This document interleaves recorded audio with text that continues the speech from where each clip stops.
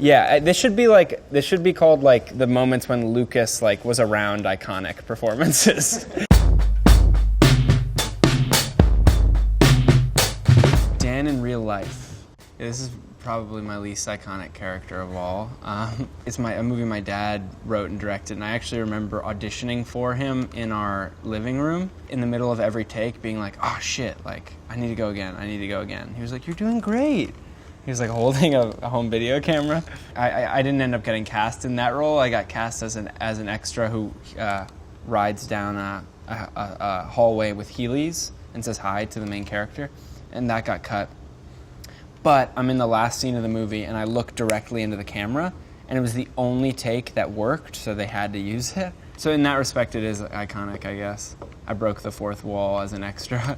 My dad did tell me he wanted to name the character Brad, but it never made it to IMDb. Moonrise Kingdom.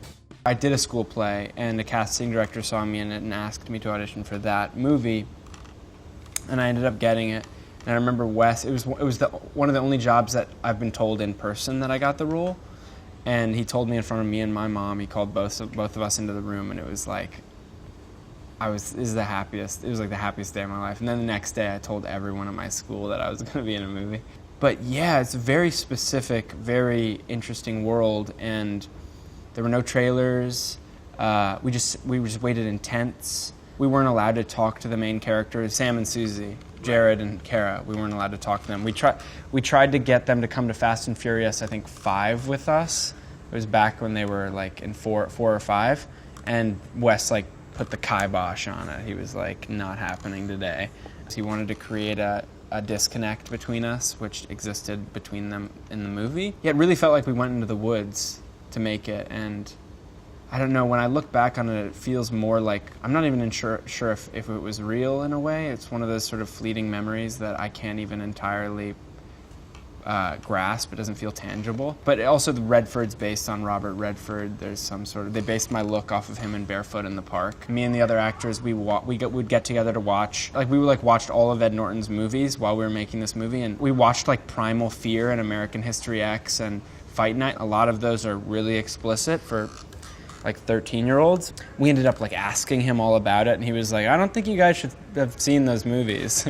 But it was really exciting. And Bill, of course, was so generous and kind, and his son was on the movie, so we got to spend time with him.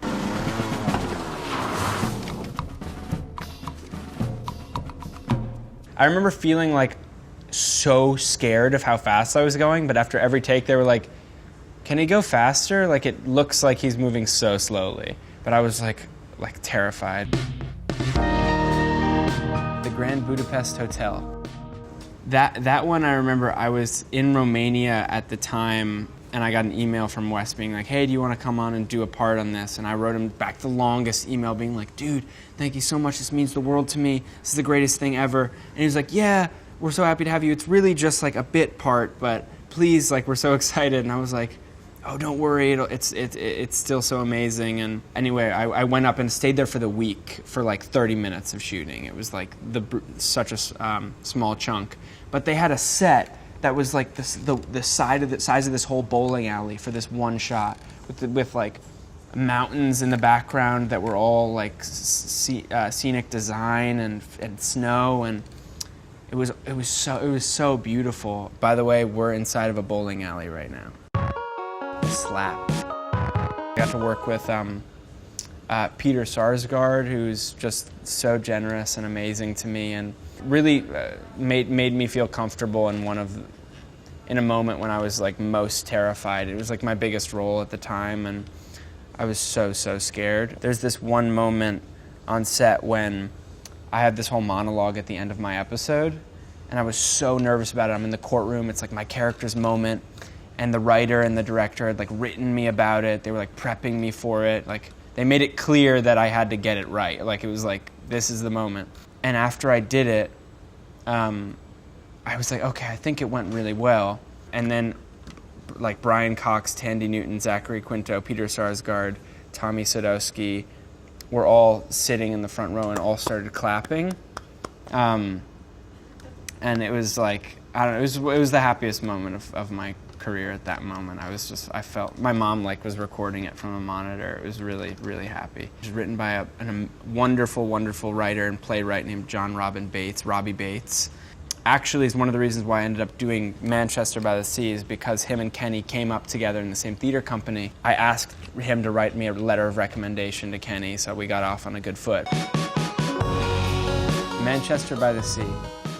The movie itself and the experience itself was the farthest thing from depressing. It was like Kenny and Casey are, all they did was make jokes. It's kind of amazing because I think that reflects pretty well, at least my part of the movie. It's people who are dealing with something that's really tragic and traumatic, but there's always humor in it. And the movie does that really well. I think it finds humor in the awkwardness of tragedy and like trauma. But Kenny and Casey, I found myself just really like front row seats to like a comedy show. And when Matthew Broderick was on for a few days, they just laughed and laughed and laughed. I really felt like I'd been like called up. I was like a freshman and on JV baseball, and I was like called up to the varsity team, and there were these like older baseball players who like, I just like was so happy to be on the same team of. But like, are they gonna be my guardians, or are you gonna? They're gonna adopt you. We filmed that scene at like 4 a.m, so it was like everything is like really hazy. I remember struggling at first, and it took a little while for me to find my way into that headspace. And sadly, it was one of the scenes where it was like the second I started to feel like I was disappointing, and they didn't make me feel this way, but the second I started feeling like I was disappointing and holding people behind, that was like where it all came from. It wasn't one of the scenes where it was like, oh, I got this from the start. That one was tough. They had like put all of my heaviest emotional scenes 3 days in a row, and it was the third day, so it felt a little dry at first, but it worked out. My publicist called me, he's here, and I was convinced I wasn't gonna get nominated, so I was like, I'm just gonna sleep in, put my phone in airplane mode, and I woke up at like 8:01 or something, and was like, you know what, I'll check. And the second, like literally 5 seconds after I turned my phone off airplane mode, I get a call from her. She was like, guess who just got nominated for an Academy Award? And I like sprung up, ran downstairs, and my mom was watching it on TV, and my dad like ran out of the shower. And it was really, it was like total cliche, but like really exciting, like really, really exciting. I don't know, it was like really happy. I was just happy. 3 billboards outside Ebbing, Missouri. I was in the middle of just finished my first year at acting school, and we were studying this thing called the Gister method, which is a method that was taught and founded by a man named Earl Gister, who taught at Yale MFA. And I remember going to first day of rehearsals with Frances and being like, look, I'm really lost. I'm in school right now. We're working on the Gister method. I was like, do you know what that is? And she was like, yeah, like when I was in school, we just called it Earl's class because that was her teacher. And I was like, wow. And she was like, do you want to do some of it right now? I found myself like going from the Gister method class to like working with Frances, one of the greatest actresses alive, somebody who learned it firsthand and was teaching it to me in a way, in a Martin McDonagh film. It was sort of like, it made it clear to me. I was like, okay, maybe I don't need to go back to school. I've been a huge fan of Sam's my whole life. He has this one, I want to shout out one of his most underrated performances in a movie called The Winning Season. Brilliant, brilliant performance. And I remember seeing that and being amazed by him when I was like 12 years old. Woody, of course, I grew up watching. And Peter Dinklage actually lives down the street from me, and my dad taught him in college. My dad was his theater teacher. So there was some overlap there. I mean, those are some real iconic dudes. Lady Bird. That one was just fun. That was like, Greta always had music playing. She made me a playlist. She made everyone a playlist. Timmy had one, Saoirse had one, Beanie had one. So we all had playlists. And from the moment I got on that movie, I knew we were making something that felt timeless. And it felt like, it's a very different movie, but in the same way that like people talk about Mean Girls or a movie that survives its time, I felt like we were making that. Every day felt just like we'd get on set and it was like, oh my God, that happened, that happened, that happened. And Greta was like, we'd be in the middle of the scene and I could hear her laughing off camera, and there was an immediacy to the love I felt on that set that I don't feel on most sets. Typically, it takes until it comes out to know that we're making something special, but on that one we knew from the first day.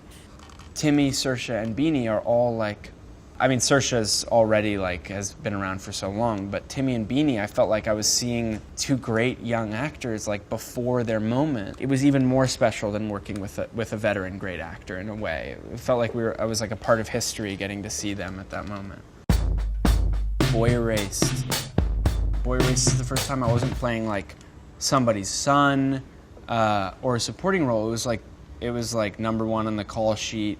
I felt the weight of that story on my back in a way that was both really motivating and really, really terrifying, particularly because it's a true story about a man I love and respect named Garrett Conley, who wrote a book called Boy Erased that was the reason why I wanted to do the movie, is because I loved the book so much. So it felt to me like it had all the makings of something that could go really right or terribly wrong, which seemed to be the like perfect reason to do something. And Joel, of course, is an amazing actor who I've known for a long time and somebody I really wanted to work with. He directed it and was acting in it, so it really was, yeah, it was a new experience. It was like a new, I left that movie being like, okay, I felt like I came of age in a way doing that movie. I wanted to play the character because it seemed to me like he'd overcome more in his life. Like over the course of the span of the movie, he'd overcome more than I may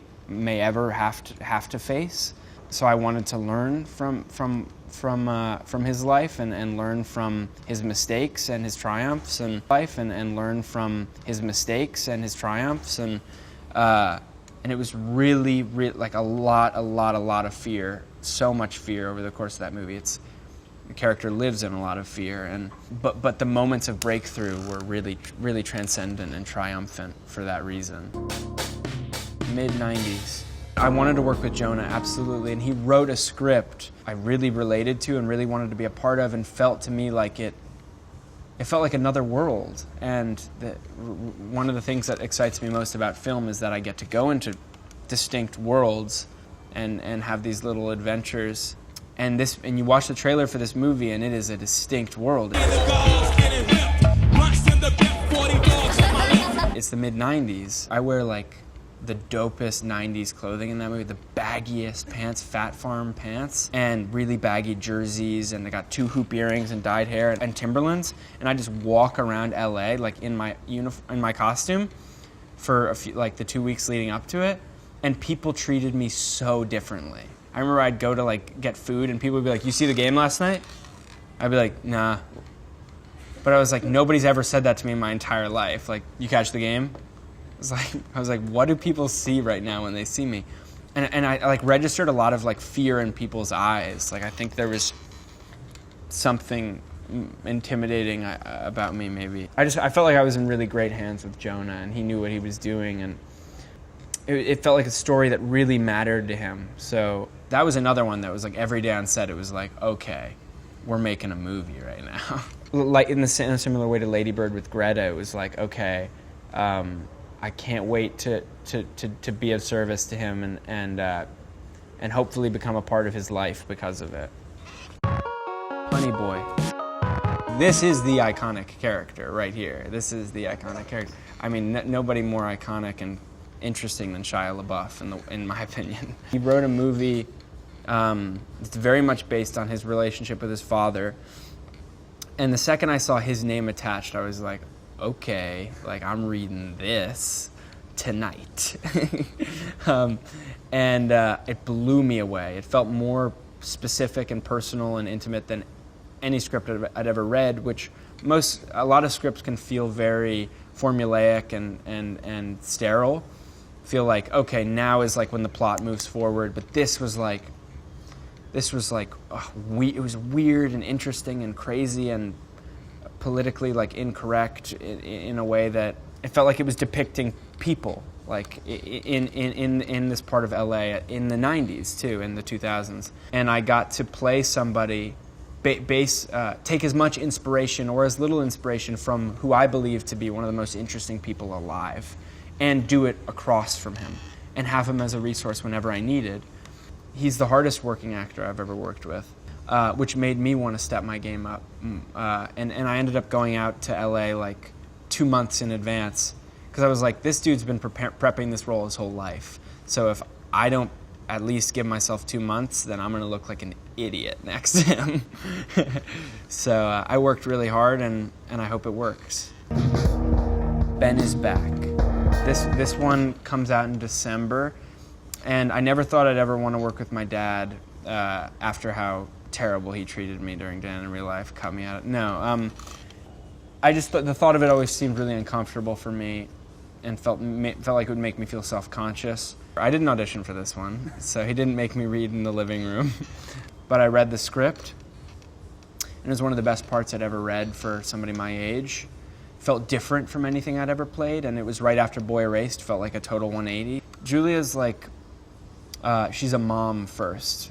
And she had me and my dad up to her place in California for a week. And it's clear to me that the love she has for her kids is the strongest thing in her life by far. So to play her son and to deal with that energy is really, really special, because I was her universe. I was her whole world, her whole universe. And it's nice to act across somebody who really cares about you. And she's so good too, like so talented.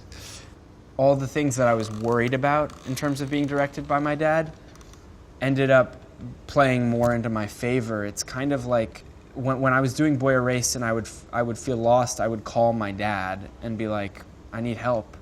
And on this one, he was my director, so I had access to the man who could put me at ease, and also could talk to me about things from my own life that would set me off emotionally in a way that he could support me in a way that not most directors can.